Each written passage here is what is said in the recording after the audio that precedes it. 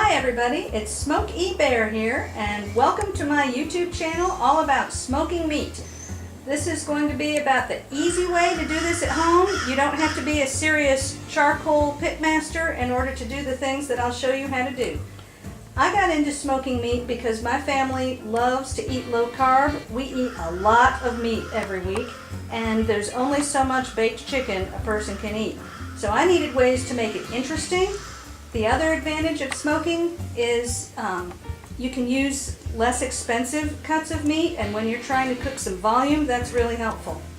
As a working mom, I love the smoking method of cooking because I load up my smoker. I don't usually cook less than 15 or 20 pounds of meat at a time, and whatever we're not going to eat that week, I can wrap up and freeze, and I'll tell you how we do that. And then during the week, you just grab something out of the freezer, put it in a casserole dish with a little moisture, seal it up real tight with foil, and heat it in the oven for 45 minutes or an hour, and voila, you have a wonderful, fresh tasting smoked meal without having to do the smoking during the week. I want to start with showing you how my Masterbuilt smoker works. You can see in the previous segment that I keep it covered. I keep my smoker outdoors year-round. I have a deck that has a bit of a roof over it, so it's sheltered from the elements, but still it's best to keep it covered to keep the electronics in good shape and protected from the weather. The controls on this smoker are really easy to use. You plug the smoker in, and you can see you've got buttons to set the temperature. Up or down, it goes from 100 to 275 degrees, and then you can set the time just with a push of a button like you would on your oven inside. You can set the hours and minutes, and then it gives you an indication when it's heating. It'll heat up to the temperature you want and stay there for whatever time you put in. The smoker has a vent on top. Most of the time you're going to leave it completely closed, or maybe open just enough to put your meat thermometer through there. The only time I think you would leave it open is if you were trying to make jerky and you wanted the meat to dehydrate. But most of the time you'll leave it closed because you want the moisture to remain in the smoker. So let's open up the smoker, and you can see it has 4 removable shelves.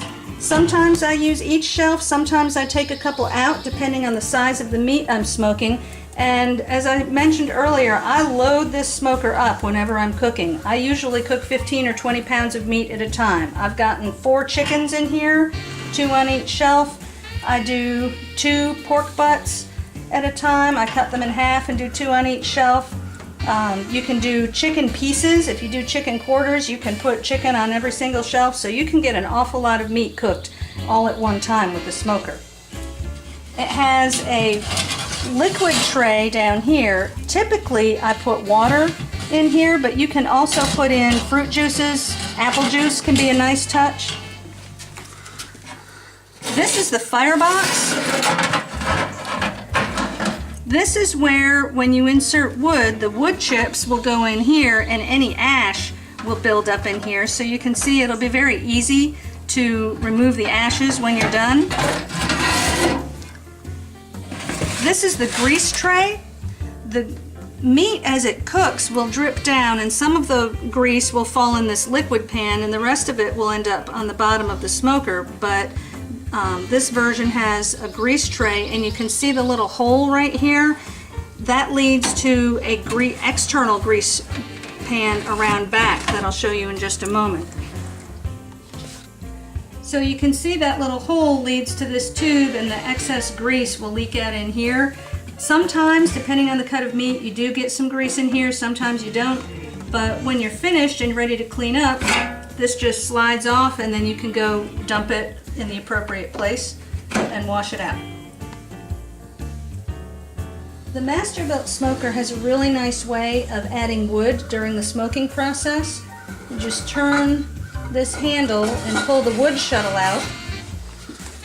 And I use an aluminum pie pan. And then I can set it down here. Now this part, of course, is hot because it's been in the smoker. The wood chips, and you do need chips, The wood's going to look like that. You don't want the big chunks for a smoker like this. The chunks are more appropriate for a charcoal grill. put the chunks in here. As you're pouring them out, they'll get all over the place if you don't have a dish or something. Whoops. That's not right.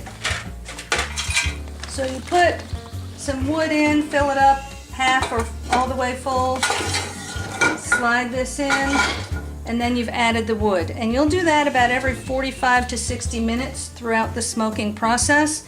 The advantage of a system like this is you don't have to open the door to your smoker while you're cooking. Anytime you open the door, you're losing heat and smoke, and if you do that enough times, that can affect the flavor of your meat in the end. So this is a really nice system. Now, the smoker itself doesn't come with this metal stand. The smoker itself would just normally sit on the deck, and whether you're putting your meat in or out or trying to clean it, that's not very convenient to be down on the floor. So after having this a year, I went ahead and invested in a stand, and that's been really much more convenient to use the smoker. I also went to Home Depot and got a couple very inexpensive little mats. No matter how hard I tried, I always had drips and moisture and condensation all over the deck, and not everybody appreciated that. So instead of having to scrub the deck every time I used the smoker, I just got myself a little mat to take care of that. The other advantage of having the stand is now you can have a little table in front of the smoker, and that way your tray or your implements when you're putting the meat in and out of the smoker can be very convenient, because you find that you might need an assistant when you're trying to hold all this meat and get it in and out of the smoker and push the shelves in and out. So you either need an assistant or you need a table right in front. There's not a whole lot of unusual or special equipment that you have to have with a smoker. The usual barbecue tools, spatula and tongs, are usually just fine. The one thing that was helpful was to get a meat thermometer. This is something that comes separate from the smoker, at least from this model. And this one has two modules. One has the meat thermometer that you put in the meat, and it sits right on top of the smoker and tells you the temperature. This one also happens to have, you can see it's got pictures of two different temperature receivers. One can sit inside, so you can remotely monitor the temperature of your meat and make sure that you're getting to a safe temperature. That's important because this way you don't have to open the smoker, and I mentioned anytime you open the smoker you're losing heat and you're losing smoke, and you really don't want to lose heat because you smoke at a very low temperature anyway. Typically 225 to 250 is your smoking temperature. Alright, well that's about it as an introduction to the smoker. I'll be posting videos of how to cook different meats as I do them, and I'll also post a video on how to clean the smoker. That takes a little bit of practice to figure out how to do that without having it take too long. But thanks for checking out my videos, and I hope you enjoy.